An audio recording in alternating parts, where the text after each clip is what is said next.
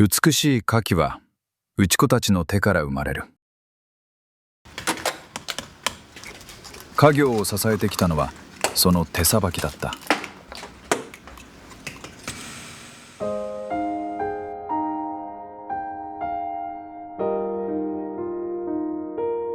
花器の仕事はまだ町が眠っている時間に始まる。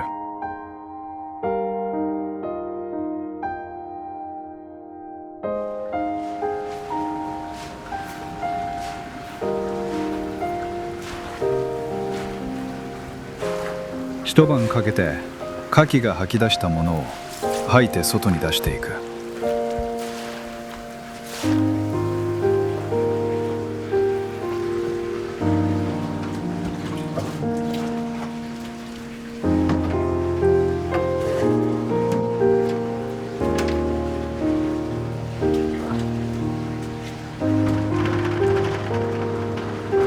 静かに内子の準備が整っていく。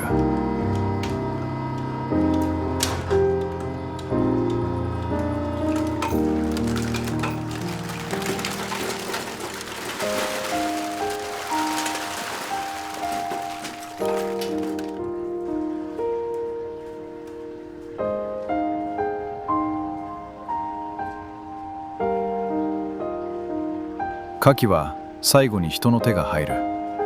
その仕事はそこで仕上がる。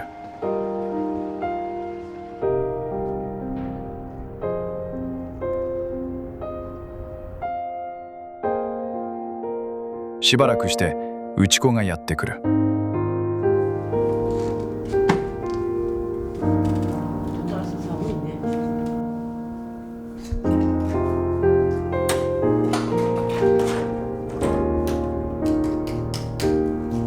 席につき静かに花器を手に取る。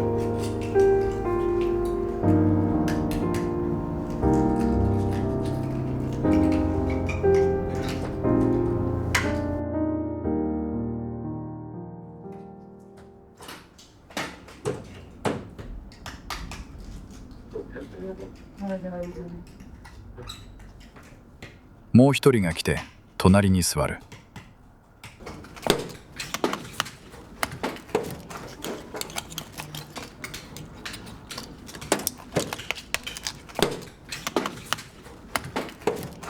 殻を割る音が内場に響く。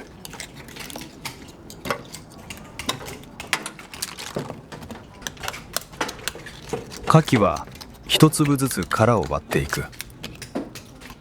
身を傷つけないよう丁寧に丁寧に。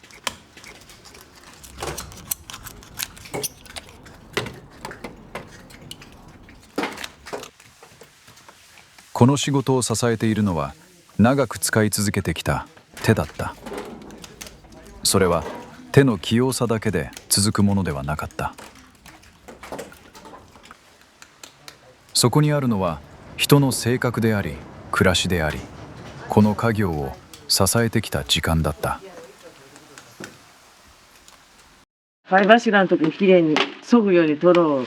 やっぱりあそこに重みがあって、あそこが生きとるみたいなことを言ってじゃけ。やっぱり生きとるって打ちにくいことは確かに打ちにくいですよ。身を見たら分かるね。その違いは長い時間の中で覚えていく。通算したら30年ぐらいになるよね。やろうね。私昼からずっと来よって、途中から仕事辞めて朝から来る。ここしか知らんけんね。教わるものではなく体で覚えていく仕事だった。なるべく力を抜くようについ力が入る。手に取った瞬間状態がわかる。殻の重さ、開き方、身の締まり。力ではなく感覚。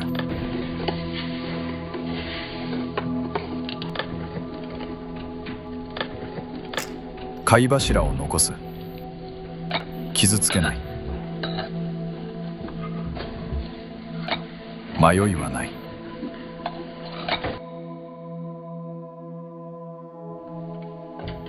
その技は長い時の中で身についた。それが速さとなる。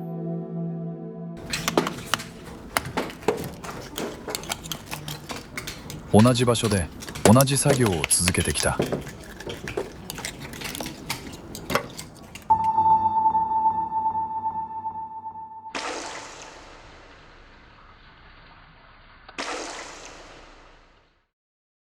そして美しい花器が生まれる。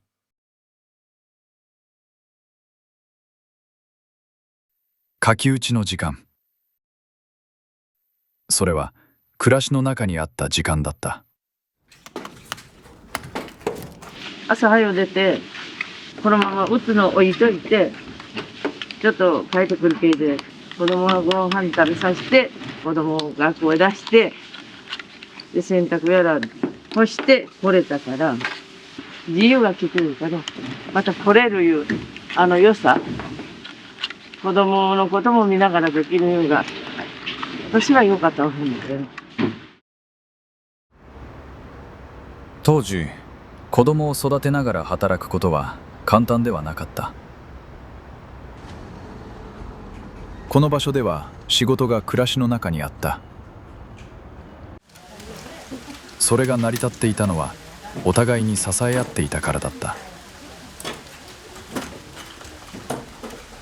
社長さんとかが昼から来ても何とも言うてくれん、優しかったけんあれやったら来れたよね。普通嫌がるよね。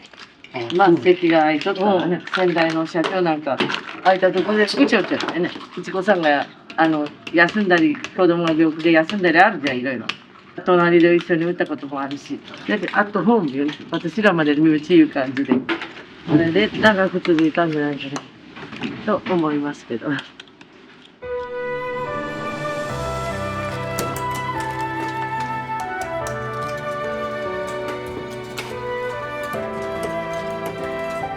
殻を割る音が静かな内場に響く。同じ動きが変わることなく続いていく。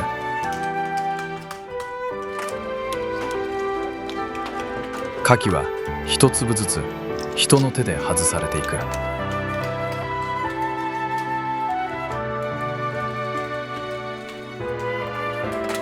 その作業は来る日も来る日も続いてきた。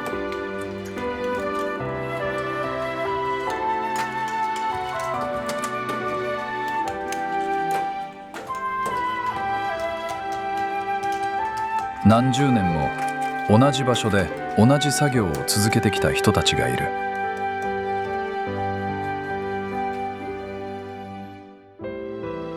人のもとへ届く花器の向こうには働く人たちの長い時間がある。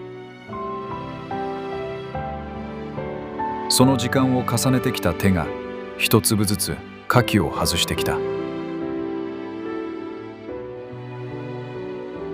その手はこの家業を支えてきた手だった。